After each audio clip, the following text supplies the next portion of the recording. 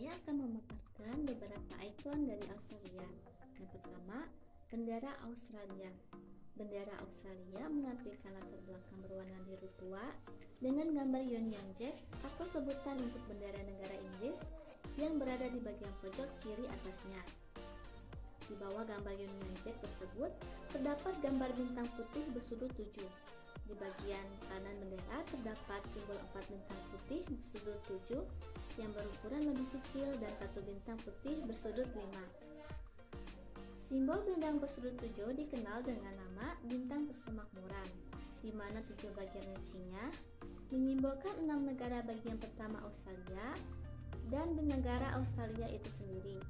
Simbol 5 bintang di bagian kanan bendera yang berbentuk motif menyerupai layang-layang menyimbolkan rasi bintang Crux atau salib selatan. Yang kedua, Sydney Opera House. Sydney Opera House merupakan ikon Australia yang paling terkenal. Sydney Opera House memiliki desain yang sangat unik dan khas.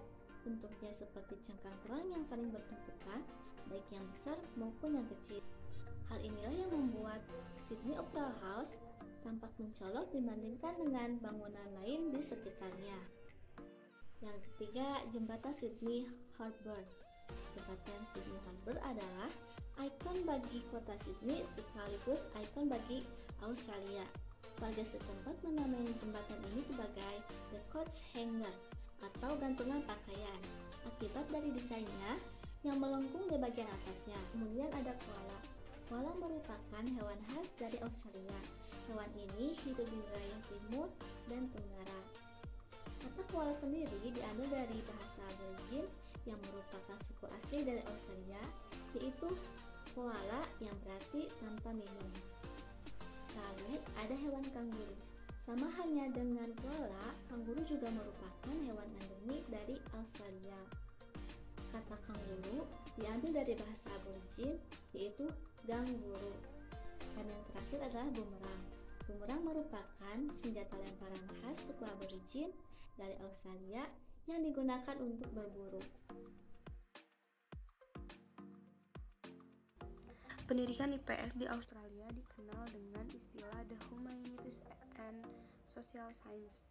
Menurut Badan Kurikulum Australia, The Humanities and Social Science merupakan studi mengenai perilaku manusia dan interaksi sosial budaya dalam konteks lingkungan ekonomi dan politik. Pendidikan IPS di negara ini memiliki fokus utama, mulai dari kontak personal sampai global dan mempertimbangkan tantangan di masa yang akan datang. Pada kurikulum Australia, ranah pembelajaran pendidikan IPS dikombinasikan dari 4 disiplin, yaitu ada sejarah, geografi, ekonomi, dan bisnis, dan juga kewarganegaraan. Siswa akan dikembangkan kemampuan bertanya, berpikir kritis, menyelesaikan masalah, berkomunikasi dengan efektif, membuat keputusan dan beradaptasi dalam perubahan, berpikir dan merespon masalah, memaksa mereka untuk memahami kunci historis, geografis, politis, ekonomi, faktor sosial yang ada, dan bagaimana membedakan hubungan antar faktor itu. Pengembang kurikulum IPS Australia mengembangkan ide kunci sebagai konten pendidikan IPS di sana. Yang satu ada Who we are will come before us and traditional and values that have set society. Siswa mengeksplorasi identitasnya sendiri, warisan budaya Australia dan keberagaman budaya. Juga identitas negara Australia itu sendiri di kancah dunia. Yang kedua ada How Society and Economy Operate and How They are Changing Over Time. Siswa mempelajari mengenai masyarakat Australia dan masyarakat lain di dunia di masa lalu dan juga saat ini. Bagaimana fungsi sosial budaya, ekonomi, dan politik masyarakat tersebut. Siswa diuji mengembangkan apa yang mereka miliki mengenai perubahan. Dan yang ketiga ada The Way People Place Ideas and Even Are Perceived and Connected. Siswa diberikan kesempatan untuk mengeksplorasi perbedaan pandangan manusia, tempat, pikiran, dan peristiwa. Dan selanjutnya ada how people exercise their responsibilities, participate in society, and make informed decisions. Siswa membuktikan bagaimana individu dan kelompok memiliki partisipasi dan kontribusi dalam masyarakat di masa lalu dan di masa kini. Mereka membuktikan kebenaran dan tanggung jawab individu dan kelompok sepanjang waktu dalam konteks yang berbeda. Kompetisi yang diharapkan dalam pendidikan IPS di Australia adalah keterampilan yang dapat terlihat dalam kemampuan bertanya, meneliti, menganalisis, mengevaluasi, dan berkomunikasi. Siswa mengaplikasikan keterampilan ini untuk menginvestigasi peristiwa, pembangunan masalah, dan fenomena secara historis saat ini. Yang kesatu ada mempertanyakan. Siswa mengembangkan pertanyaan tentang peristiwa, perkembangan masalah, dan fenomena. Yang kedua ada meneliti. Siswa mengumpulkan dan mengatur informasi, bukti, dan data dari sumber primer dan sekunder. Yang ketiga ada menganalisa.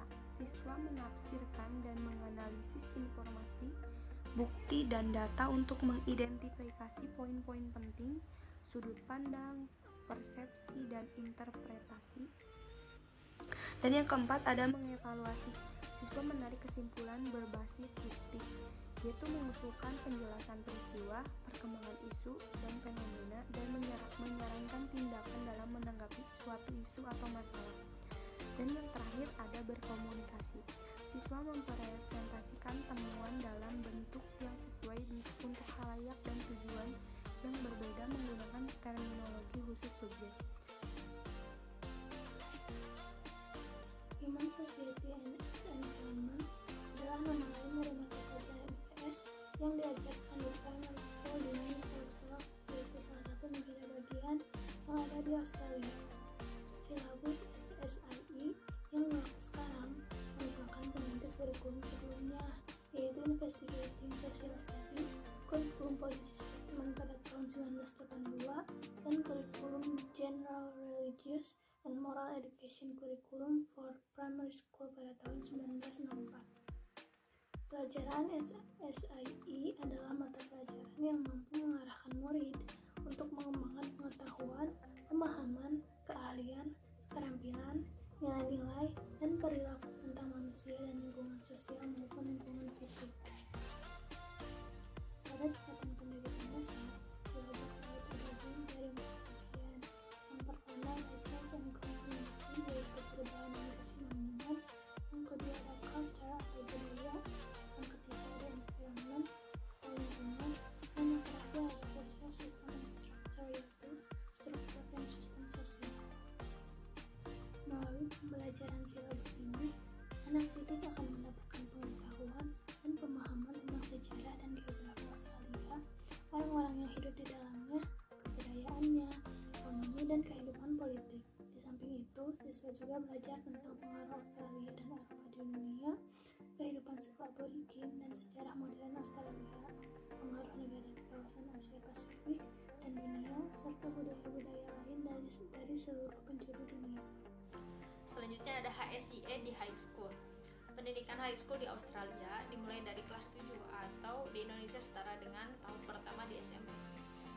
High school ini terdiri dari dua bagian. Yang pertama adalah school certificate dari kelas 7 hingga kelas 10, dan yang kedua adalah high school certificate dari kelas 11 hingga kelas 12. Pelajaran yang dipelajari di school certificate ini adalah Inggris, matematika, HSIE atau IPS sendiri, kemudian bahasa dan teknologi. Nah, HSIE sendiri dibagi lagi menjadi beberapa bidang studi. Pertama adalah Aboriginal Studies, kemudian Commerce, lalu Geografi, History, dan Work Education. Melalui silabus ini, siswa diharapkan mendapatkan pengetahuan dan pemahaman tentang sejarah dan geografi Australia, orang-orang yang hidup di dalamnya, kebudayaannya, ekonomi, dan hal yang berkaitan dengan kehidupan politik. Di samping itu, siswa juga mendapatkan pengetahuan tentang pengaruh Australia dan Eropa di dunia, kehidupan suku dan sejarah perubahan di Australia, serta budaya-budaya luar yang mempengaruhi budaya asli di Australia.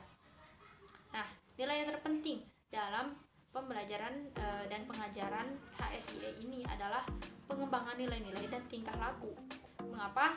Karena hal ini berkaitan dengan keadilan sosial, pemahaman tentang budaya antar budaya dan suku, keseimbangan ekosistem, proses demokrasi dan hak, juga kewajiban manusia, dan suatu kepercayaan terhadap agama dan moral setiap manusia. Silabus HSIE ini juga memuat pemahaman terhadap agama dan spiritualnya pada si anak, agar anak juga mengerti dan memahami kepercayaan yang ada pada dirinya.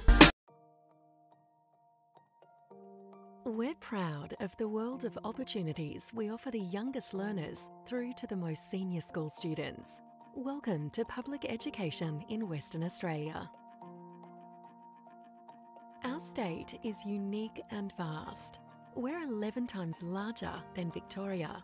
We have a diverse population, rich in backgrounds, cultures and languages, and new families arriving to take up the many opportunities here. We have schools in communities across our state, in bustling city and regional centres, and in some of the most remote parts of the world. Comprehensive schools, selective schools, and education support schools.